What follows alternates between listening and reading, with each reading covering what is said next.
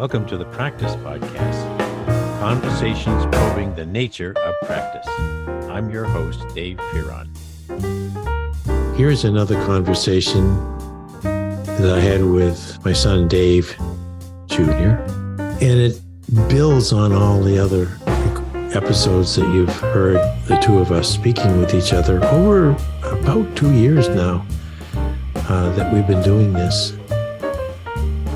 The basis of both of our thought is something called social inaction. And in order to understand practice, which is almost entirely social, no matter what practice we're thinking of, you have to understand conversation, you have to understand all kinds of things that we sort of see but take for granted, because we can't quite look as deeply as Dave does, and helps me do, and helps us do. And this time, still drawing from the work of George Herbert Mead, who was a philosopher, scientist of 2 centuries ago now. His thought is still very pertinent to understanding practice and social inaction. And this time, we got to a point of looking at languaging, and how words make the difference in our human species in terms of how we help each other get through life in a social fashion. So here is someone I'm very proud to have you know, at least by ear, David Fearon Jr. And me. It's time for another Dave and Dad conversation. We left off with Dave with our conversation about our favorite philosopher, George Herbert Mead, and his one of his many concepts, but the one that focused on the ACT, A-C-T. In fact, I played off of that when I wrote the lesson for that episode, and I've used it a couple of times since to point out that practice occurs at the point of action, or the act, and that before and after the act is something else, anticipation and reflection. So where do you want to take us now? Is there more Mead, Dave, that we can learn from? There's plenty of more Mead, and where I wanted to go next, I think, is tying in several of our past podcasts where I was using Mead, who did most of his writings in the late 1800s, early 1900s, and first, kind of the first 3 decades of the 20th century, and tie it into some of the other podcasts that we did on neurophysiology and that level of consciousness. But we hadn't really taken it all the way to that next step of language, where we are kind of connecting it to where we started our conversations about the social inaction level, which is pretty much you could frame as language in social interaction, and other, the other brain models we're talking about, including what we were talking about last time with the ACT, applies pretty well to other animals. Other animals have this, we share with other animals action that isn't the simple stimulus response reflex model. That's where I saw Mead as early on, I think, without overinterpreting him, having the kind of system self-organizing view that is much more prominent now, where you're looking at how acts are oriented towards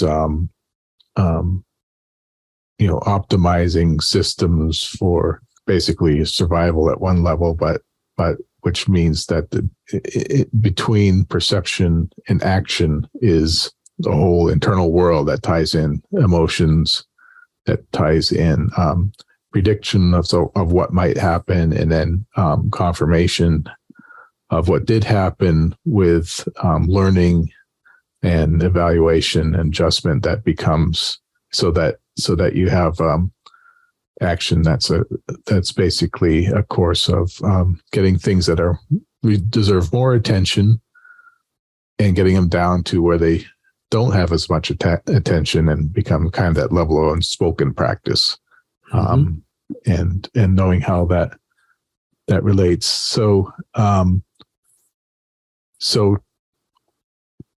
we started with Mead's notion of the act, where acts. I was kind of defining it as the actual conscious act, what you'd actually experience and know that's occurring, is something that where they start with an impulse that is largely based in emotions that emerge into not just perception, but a sensory motor relationship, and one that literally builds up experience of the perceived objects in the world that are not just pure perception of photons hitting your eye, but are really built up around anticipating how you're going to manipulate or contact the world.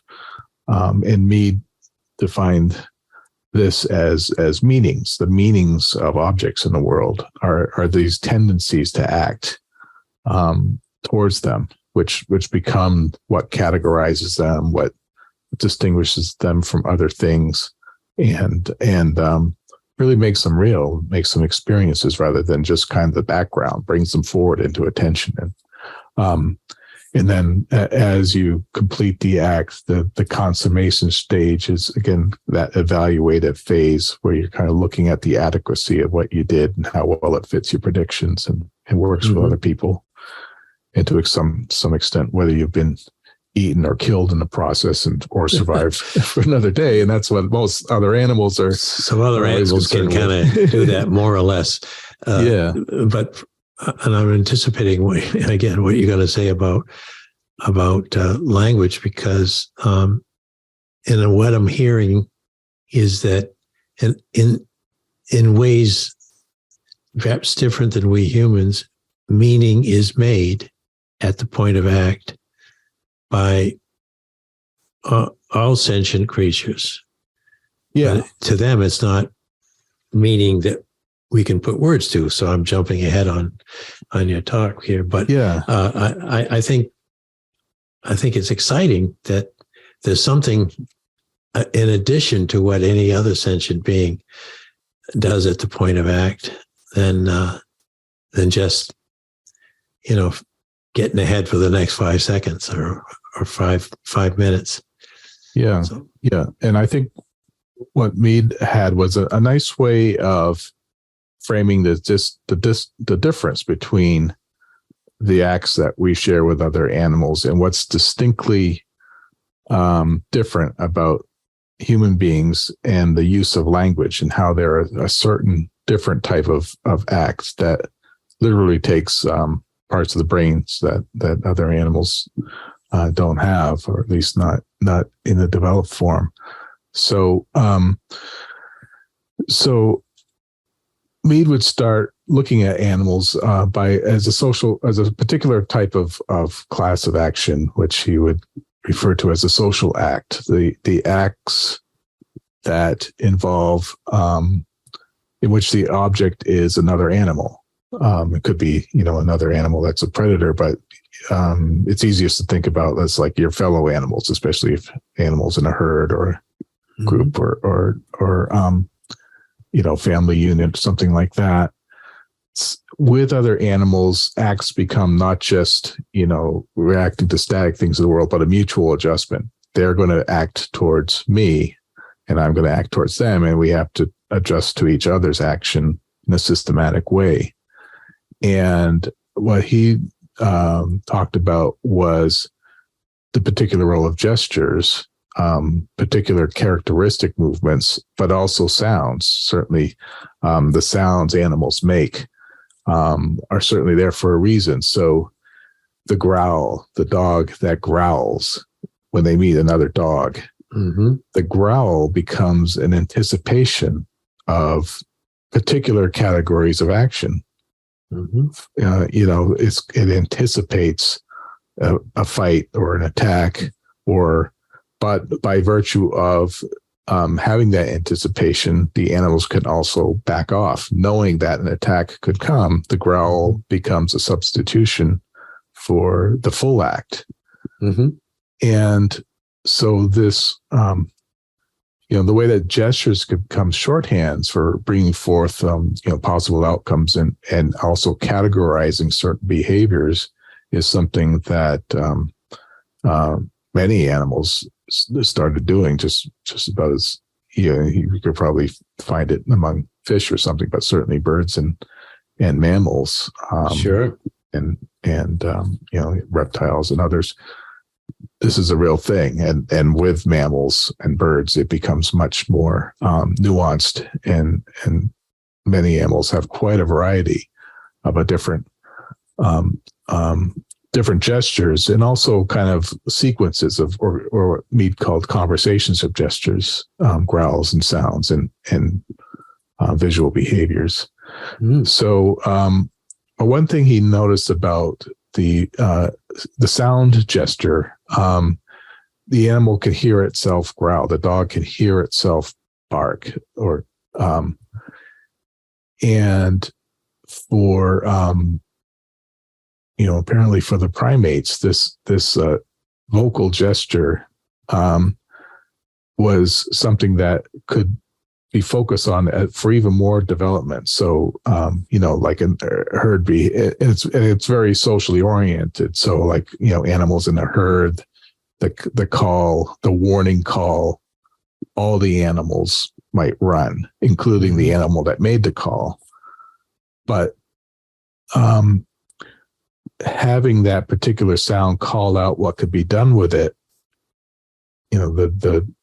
the brains could kind of, and the social groups could kind of evolve around doing more with those anticipated actions, and what that might be available upon hearing them. So one's vocal sounds starts to fall into more categories, and also more abstracted substitutes for complex sequences and courses of action. And in a strong social group setting, like primate groups, or the early hominids out on the savannas, as little tribes getting by, the ability to do more things with those abstracted sounds becomes more important to survival. So that's where you start getting what we might properly call the symbolic aspects of consistently coupled actions to particular sounds that are held within the species and even learned within the group. So the notion there is that this what later became to be called the symbolic level of interaction becomes a basis of self-organization, with increasing complexity that is in a way distinct from other basic behavior-based interaction of other animals. So you can kind of think of, and we still experience this ourselves. So as we kind of have a kind of unreflexive interaction with the world, where we might be paying attention, for example, as we're driving, turning the wheel, doing all that kind of stuff. Another layer of us can be having a conversation, and it's distinct. That's right. So, and I think you can start thinking of this as almost a first level and a second level consciousness. And we could talk about that next, but I'll take a breath and see if you have any questions. No, I'm following it. It's very logical. Okay. Logical is probably not the right word, because first I will point out that arriving at the point of symbolic sounds that carry more meaning than just a moment that they're heard takes thousands of years. This didn't happen. Or maybe there were moments where it quickly evolved as the evolution works, but by and large, the primate, the hominids, were around a long time. But probably what was going on with the brain development was they were noticing more things. They were taking into account changing conditions, the freezing, the ice age, or whatever, the different attacks from different kinds of things. So for survival purposes, they had to become more aware and get smarter about what that is. Yeah. Probably firsthand, but then starting to convert those awarenesses into what you're going to talk about next. Yeah. And it's just a little side point there. It did happen actually remarkably fast. Apparently, I think 250,000 years ago, what the identifiably current human brain was Homo sapiens sapien brain was kind of there almost all of a sudden, with very, very remarkable changes to the structure of the brain and even the DNA that such changes that some people speculate aliens must have tinkered with us, but I think more modern looks at DNA could actually do show that it doesn't have to follow so much gradual selection of mutation. Once you have such a dominant social, kind of next order, in this case, social order organization, that is absolutely crucial to survival. Yes.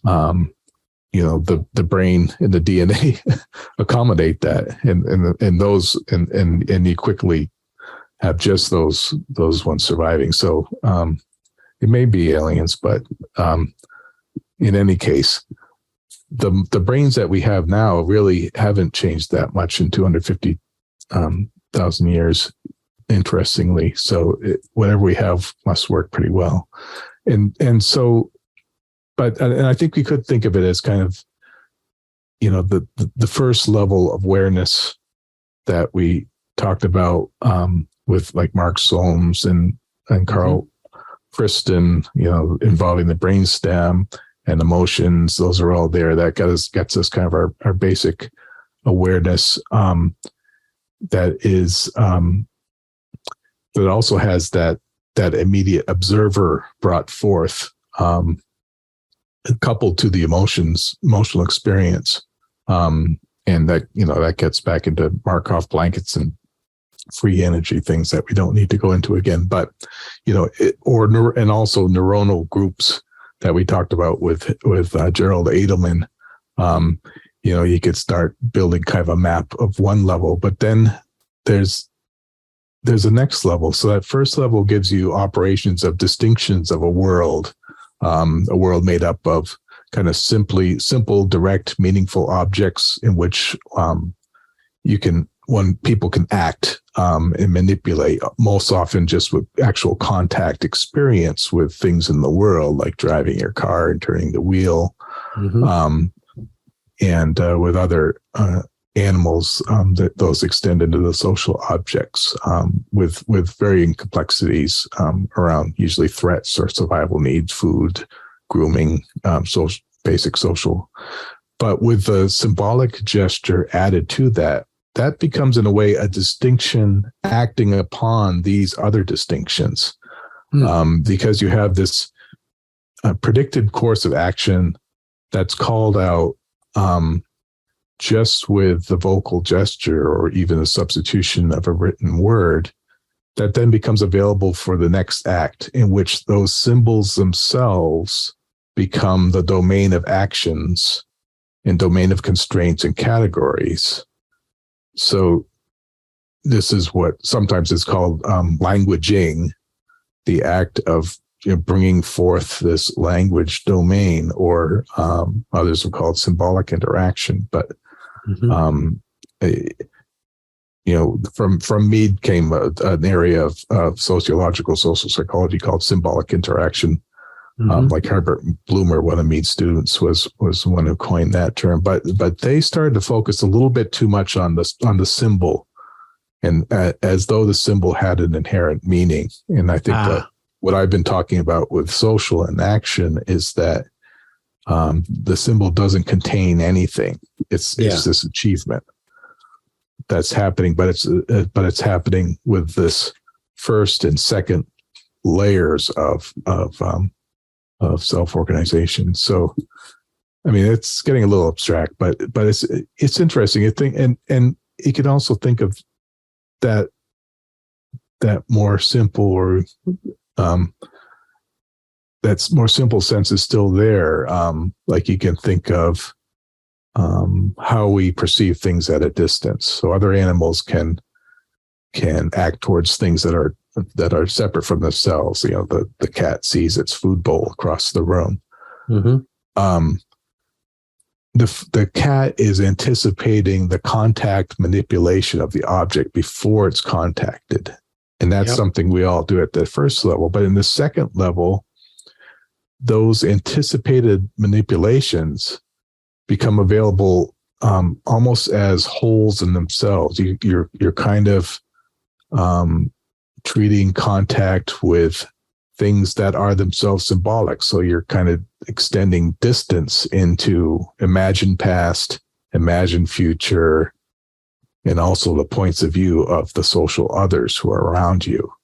And yet there's all still, have that dynamic of the act, the impulse, the perception, the manipulation, the consummation, but with this next level of complexity. And it still keeps those basics of these being predictive action and confirmation and the kind of things that we were talking about with Carl Friston and those activist cognitive models. So so language is there. And I haven't heard too many of them kind of make that next leap into thinking about language per se in quite the way that Mead does. So, and I'll maybe next time I'll talk a little bit more about the mechanics of language that come from like the traditions of conversation analysis and some of the things that we talked about in earlier podcasts. But the next thing I wanted to talk about is what this implies for the social self. Yes. Now, before you do, the word language is one of those kind of words that everyone's heard, used, and has their own idea what it means, or would go and see if there's a standard definition. When you just mentioned language, you mentioned Mead's idea of languaging. As it almost sounds like a practice, something that you have to do and not just use, but it's an activity in a way.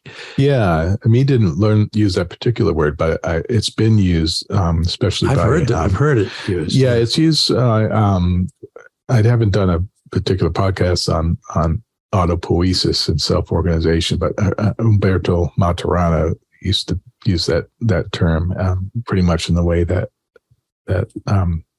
I have with the social and action concepts. But yeah, it's a good term. It's not just, you want to get away from the staticness of it, because that's not what we're focusing on. Even words on a page, it's a certain sort of preservation, but it's nothing but ink and paper until you read. And reading is just another form of interaction with oneself. Yeah.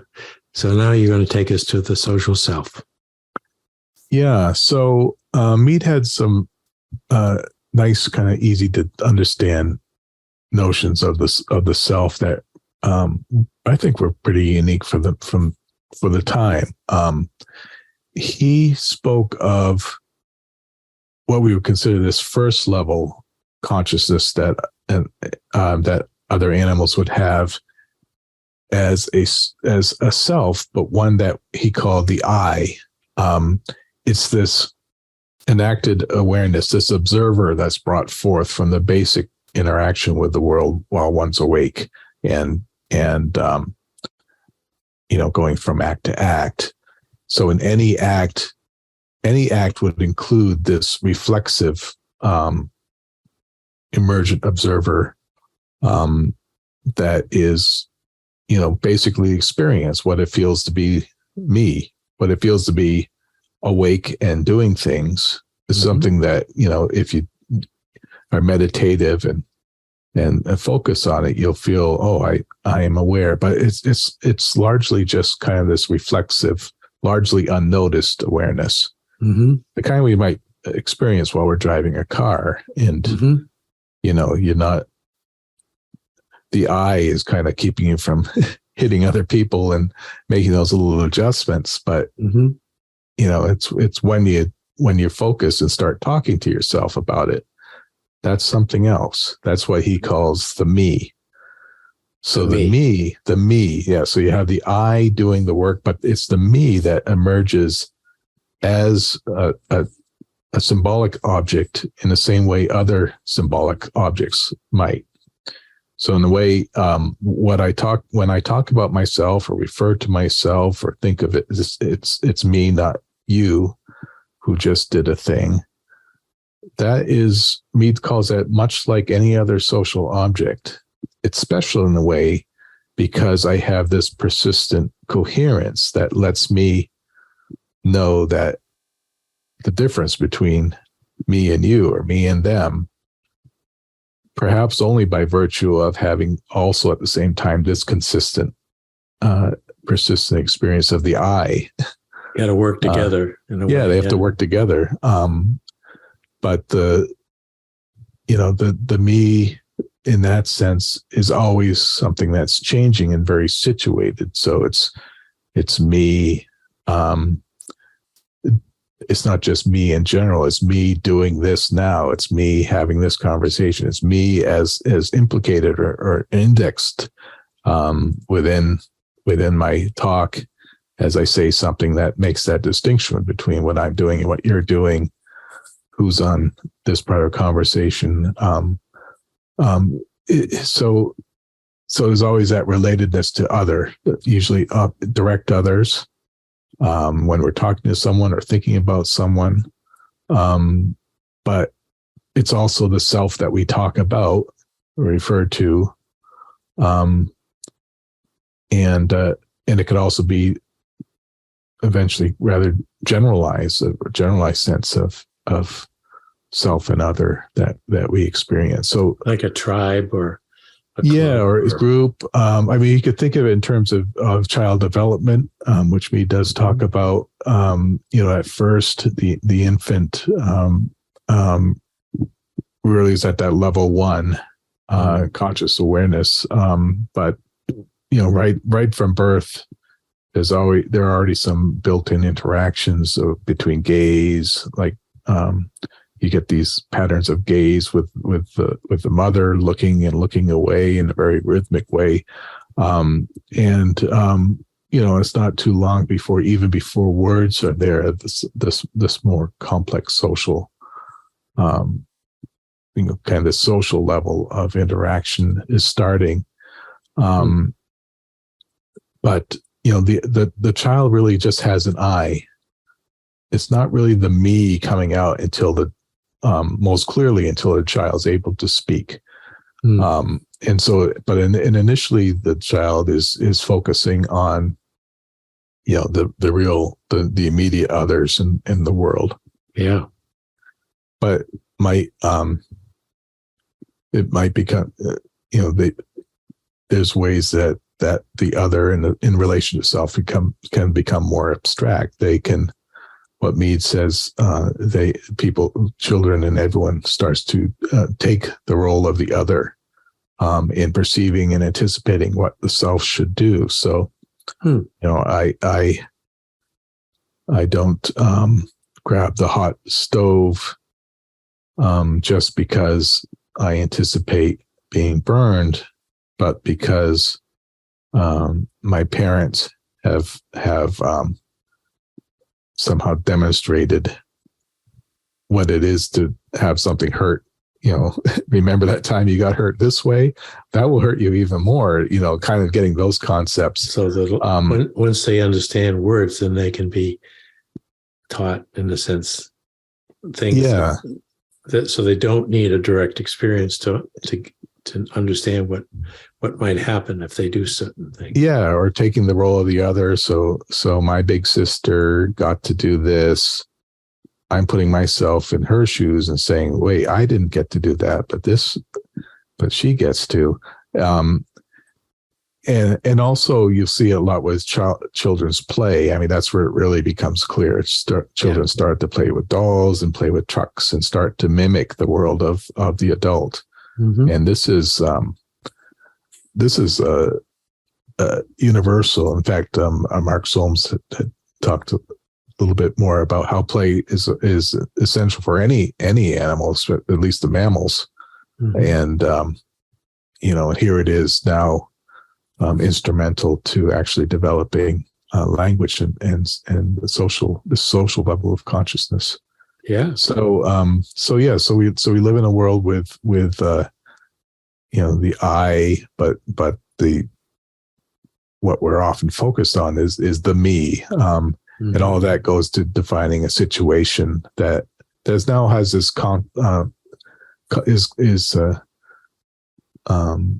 more abstractable from immediate experience, but then has this sense of self, giving that steady consistency, that maybe is needed to consistently remember what's the difference between me and you and the world and groups and others. Right. Maybe various types of psychosis is when that starts to break down a bit. Yeah. And in fact, if we went back to Ian McGilchrist talking about the left and right hemispheres, you can almost think of the left hemisphere being the one that's more language oriented, actually produces vocal language more clearly and categorizes and is sort of becomes the me, and maybe gets over focused on the me. But the right hemisphere may be more the I sense of context and so then there's this constant dialogue. Yeah. And does meanness grow and accumulate more strength of self knowledge and awareness as one progresses through life? Yeah. And we talked about that a little bit. You could look at, I think he used the term socialization to talk about certainly child development, or if he didn't use that term, that's certainly the term that was used by sociologists and who built from Mead into this domain of symbolic interactionism and social psychology. So socialization is that that basically describes that process of learning language, role taking, role playing. But then from there, the specific other becomes what Mead calls the generalized other. So you start thinking of social principles, not because certain people have told you what they are, but because they are what one ought to do in this abstract sense. So you get into morals on the one hand, ethics, and those moral, as you learn new moral principles, they actually in turn start to alter yourself to a degree, so that you start acting more along those lines of moral principles based on maybe they're more abstract universal characteristics than when you were a child, you were doing a thing just because someone told you to and you're going to get punished. So, and you can look at, start to characterize social culture in those terms to some degree. We can look at practice in the same way. Initially you're learning a thing in terms of its specifics. And it takes lots of conscious acts to learn, how to swing your golf club. Yep. It descends into it descends quickly, and it tends to descend quickly into something that is less conscious and can be done. Ideally, when you're swinging the club, you're doing it from the eye, that first level consciousness, not trying to talk through it as you're making your swing. Yeah, because that never works. Never. But as you develop or have to express your practice or in the active learning done through conversation, then you have that bringing back that kind of the me in relation to the practice, and then it descends back into the I of actually living through the practice. Mm-hmm. So there's that constant exchange. Wow, there's a lot going on. and I know I'm watching my clock, but I have to ask one of those questions that will take another hour to answer, or maybe not. There's a lot going on. and I know I'm watching my clock, but I have to ask one of those questions that will take another hour to answer, or maybe not. When we think of languaging, we're thinking of formulating words themselves. What are words, and what use are they in this development of I and me? Well, it is a larger conversation in a way, but I think what I like to think of words, or to develop language itself, so sometimes people might think, oh, well, the domain of words or language, it seems to be so persistent and shared over time, so that millions of people could speak the same language that only varies by dialect and words. Mm-hmm. Gee, it seems like that must be its own self-organized, almost living system on its own. Yeah. I would argue against that. I think that there's a sense in which language is certainly emergent from any one person. No one person can invent a language and have it work with someone else without them hearing gibberish. Sometimes Mm-hmm. twins can do it on their own. Yeah. But it's just it's hard for them to teach anyone else. So, but I like to think of the words themselves similar to the firing patterns of the brain. So we talked a little bit about the neuronal group. And my idea was that it's to some extent, a neuronal group becomes the persistent, hardwired pattern of habitual actions. Mm-hmm. But the acts are really just the firing patterns. They're very ephemeral. And I think the words used in language have that same type of ephemeral nature, even though they're very persistent. What I talked about in all our early podcasts, social inaction, is the real making of, is what's important about words. How words are used in social interaction That's what's important. Immediate, constructed, ephemeral sense of mutual understanding achieved, in which the words become almost secondary to the ability to use words just then for how they need to be. Yes. And by virtue of doing that, the words themselves can persist, so that they are more of the hardwired basis. Eventually, yeah. Yeah, eventually. But to a degree, that doesn't matter if when you're actually trying to figure out how people are doing things with words. Yes. And that's why I think the social isn't its own living system. It's more of an achievement, which I've called enacted social action.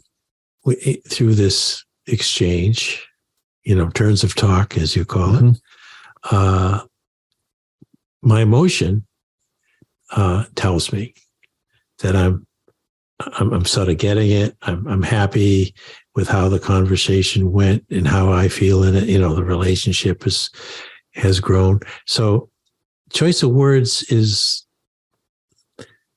words themselves aren't anything, as you say. They're ink on pages, or even things that hang in your memory until you use them. And when you use them in a social moment with others, now you have a sense of whether the choices of words that you've used worked or not, right? Yeah, I think another way to approach it in kind of a keeping with this dynamic thought is to a particular word is a strong constraint for the moment. You could think of it as systems of very strong, persistent constraint in the range of actions one might do with that symbolic gesture as it comes out for it to be useful for others. So if I say, and some words could have multiple meanings, like, or are used for various things like connecting parts of speech, like pronouns or conjunctions and things. So that's where I think we'll get into our next conversation, looking more at how conversation is a construction in which words are just pieces of the puzzle, but there's so much else that has to be done with them to make them work. I love that. Again, you're not thinking of the word as a symbol that contains instructions, which is easy to think of. Yeah, which would normally be thought of. It's like we used to think about DNA. DNA contains the instructions for creating a human or duplicating a cell. Now, the more modern thought of DNA is almost the opposite. It's like as the cells and the people and animals are reproduced, the DNA is almost what's left over. Yeah, it's there, it persists, but it doesn't make a bit of difference unless there's this interaction that's making it real in terms of the metabolism of the moment. And the same goes with this enacted social domain of conversation. And I think if we can line up against some more detailed conversation to look at, we can see what many layers of constraint and kind of what people have to fit in order to make talk work. The words are just one part, but there's so much more that you can really see when you look, that you get the idea of what a construction this is. It's not at all like a mechanism, like a computer program where the word contains its instructions of what to do. It's all achieved in the moment. This may be, as again, time is the factor here, but this may be one of the ways to look at the difference in something that's produced through artificial intelligence and what we do in the moment with conversation. Artificial intelligence is a beginning, a middle, and the end. And when a particular object of artificial intelligence appears, it's finished. Right. It doesn't learn, it doesn't adapt. And yet what we're doing when we're in conversation is we're engaged in forming a bond and deepening our understanding, and words are part of that. But we have the advantage because 5 minutes later we could be talking about and doing something altogether different.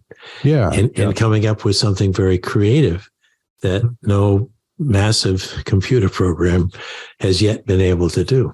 Because it's usually going by completely different principles. So that's why I've been spending so many podcasts on on the basics of trying to get this sense of self-organizing, In the systems dynamics, an actionist approach to Yep. be able to get to this point where we can now look at language and not get stuck on kind of the old mechanistic, symbolic way of thinking about it, but have something that flows directly out of basics of biology and neurophysiology, and doesn't add anything magic to the social world, and yet can treat it as it is, by looking closely at the dynamics of conversation. Well, that's what we'll do the next time. And we've done it every time, but we'll definitely build from here.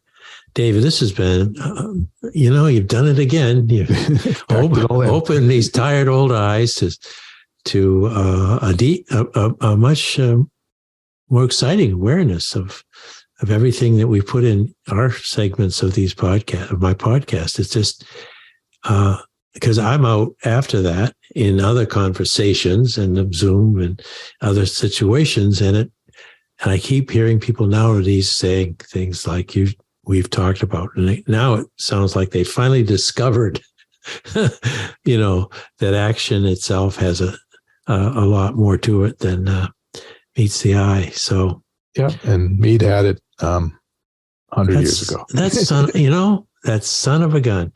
And another conversation will be, how is it that some seemingly original thinkers like George Herbert Mead come up with that stuff?